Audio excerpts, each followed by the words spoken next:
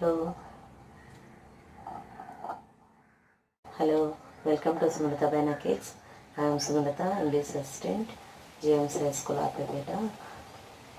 If you like my videos, please like it, share it, and subscribe it. Today we are continuing the lesson. I will do it. I didn't reply to the student who told you should have made it. He cleared all their doubts and made the way to success to join in IIT, that is Indian Institute of Technology. But he could not go to join IIT in Madras because of the problems of the family. That's we studied in the last part of the lesson. Okay, let's continue the lesson. He stood there, even there, after he could no longer see the train or the waving hands. He stood there for more time, though he could not see the waving hands. It was the June of 1962 in Mysore city. Monsoon had set in and it was getting dark. It had started to drizzle. Yet he stood there motionless. Drizzle means light rain falling in very fine drops. Okay. Though it is raining, he remained in the station only because of his helplessness. He said to himself without anger or jealousy, all students from IIT study well and do big things in life, but it is not the institution. Ultimately, it is you and you alone who can change your life by hard work. Though you enter in college, without hard work you cannot get job at least. So by hard work only you will get that job. It is alone by the person, not by the institution. It is only by your hard work you get the job, but not by the institution where you studied. Okay. Probably he was not aware that he was following the philosophy of Bhagavad Gita. Your best friend is yourself and your worst enemy is yourself. Neeku Satruvu Neeve, Neeku Mitrudu Neeve. It is very good sentence. He could not do anything for not going to join IIT, and so only without knowing he followed Bhagavad Gita. Those are the lines. What are the lines? Your worst enemy is yourself. Your best friend is yourself. Neeku Satruvu Neeve, Neeku Mitrudu Neeve. Later he worked very hard and focused on one thing, never bothering about his personal life or comforts. He did not care about his personal life or comforts. He shared wealth with others.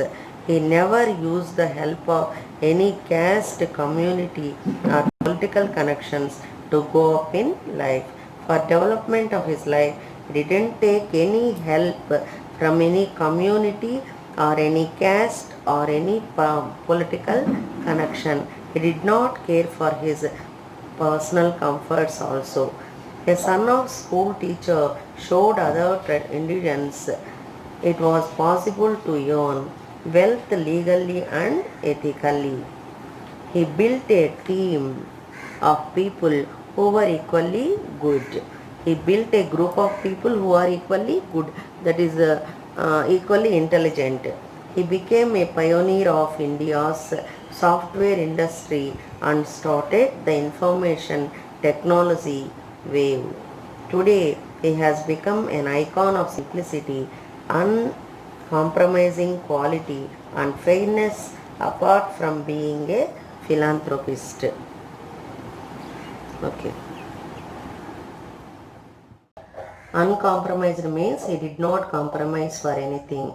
Philanthropist means one who devotes his service or wealth for the love of mankind. It is important question. One word substitutes. He really believes in the motto powered by intellect and driven by values. He is none other than Nagavara Ramarao Narayanamurthy, the founder of Infosys, a leading IT company in the world. This is all story of the founder of Infosys. This is all the lesson is about the founder of Infosys. He is none other than Narayana Murthy. This lesson is written by Sudha Murthy, his wife itself. Murthy believes that a person with logical thinking and ethical views will be successful. Once again I tell this. Murthy believes that a person with logical thinking and ethical values will be successful. So he followed the motto and showed that it is possible to earn wealth legally and ethically. Okay, that is the line, important sentence.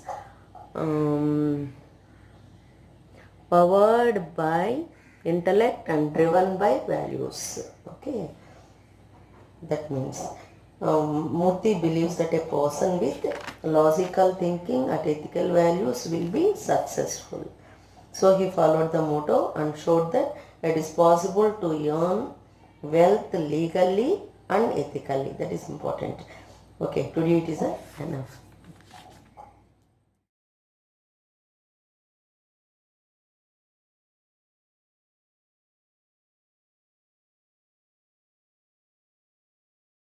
Okay, bye for now.